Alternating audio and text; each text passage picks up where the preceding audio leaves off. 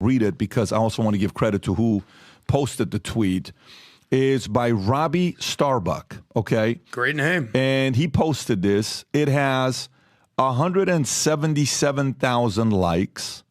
It's got 62,000 reposts, okay? 54.4 million views. And you wonder why.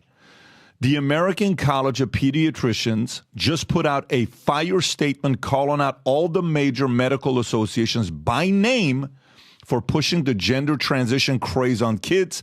They ask for these groups to immediately stop the promotion of social affirmation, puberty blockers, cross-sex hormones, and surgeries for children and adolescents who experience distress over their biological sex.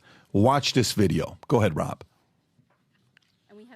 Concerns about the physical and mental health effects of the current protocols promoted for the care of children and adolescents in the United States who express discomfort with their biological sex.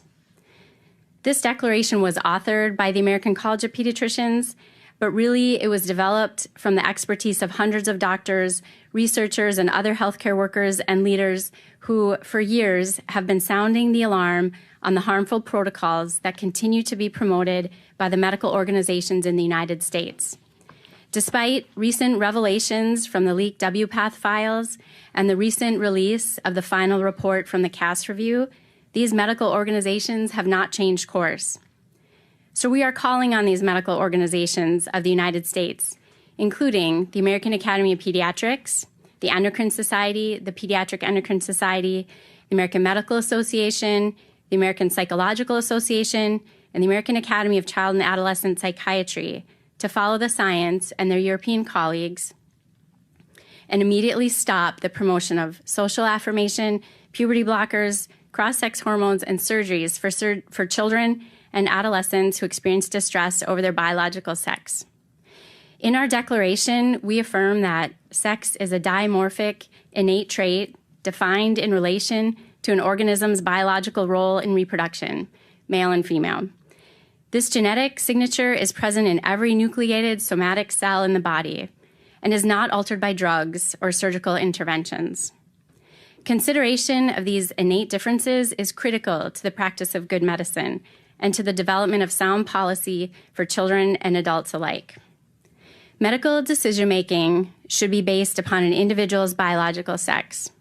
It should respect biological reality and the dignity of the person by compassionately addressing the whole person. We are here defying the claims made by these medical organizations in the U.S.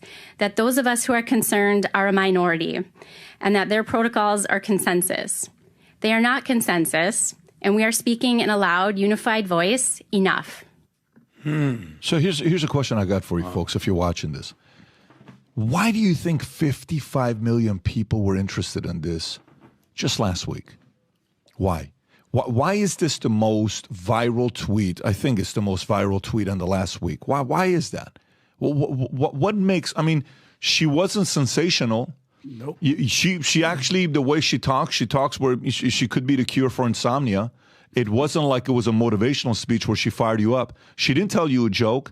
She wasn't like, and we're going to do this. And she didn't do anything like that or fire or call people out or destroy or disrespect or say any of that stuff that gets things to go viral. She's just reading something to you. But 55 million people said enough is enough. Right. And that's because the other 270 million, 280 million people in America haven't seen it. But there's a reason why a message like this goes viral. Tom, thoughts? I have the shortest comment I'm going to make today. What did you say at the beginning of this podcast? Common sense always makes the comeback and wins in the fourth quarter. And I think they've got science on their side, wrapped around a common sense argument in that science. And almost 60 million people are watching this and saying, yeah, you know what? I agree with that. Yeah.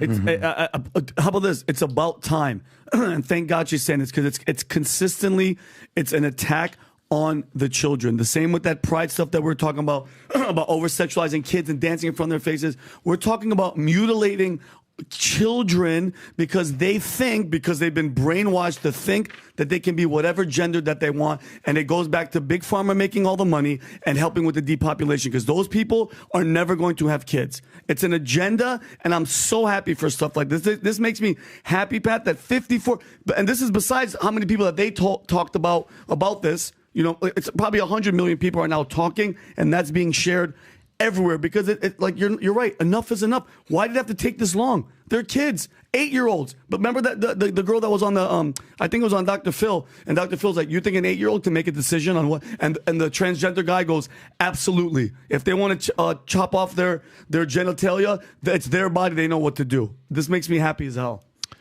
Yeah, I'm with it. Tom, you look like you wanted to follow up on something. No, I was agreeing. I was completely agreeing with him, and you kind of nodding a little too Adam? emphatically. I love it. Yeah, well, there's a couple of things that she said here, and is this the American College of Pediatricians, or is this a completely different story? No, that's okay. her. Gotcha. All right. So they expressed serious concerns about the physical and mental health effects of the current protocols, asserting that medical conditions should not be based on an individual's, you ready? Feelings.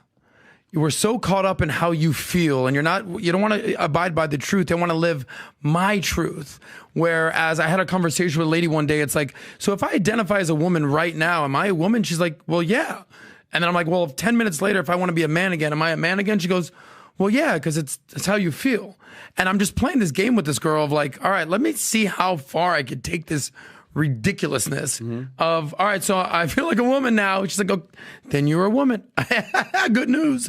I'm back to feeling like a man. Hey, however you feel, it's not how you feel. She talked about having biologically what you are. You know, the beauty of why this resonated, she may have the cure to insomnia, is because she said out loud what we all know to be true. And words have power, and the truth needs to be spoken sometimes. And sometimes the truth hurts, but, you know, you're Dylan Mulvaney, sorry, you're not a girl. There's people out there, you know, we've seen the one guy out there who basically was like, it's ma'am, in the deepest, most baritone voice ever. It's like, no, you're a dude pretending to be a woman. So the bottom line is, let's all stop playing pretend and let's get back to biological reality. Yeah, I mean, this leads me to another insanity that people just are uncomfortable talking about. Rob, can you show clips of Miss Alabama?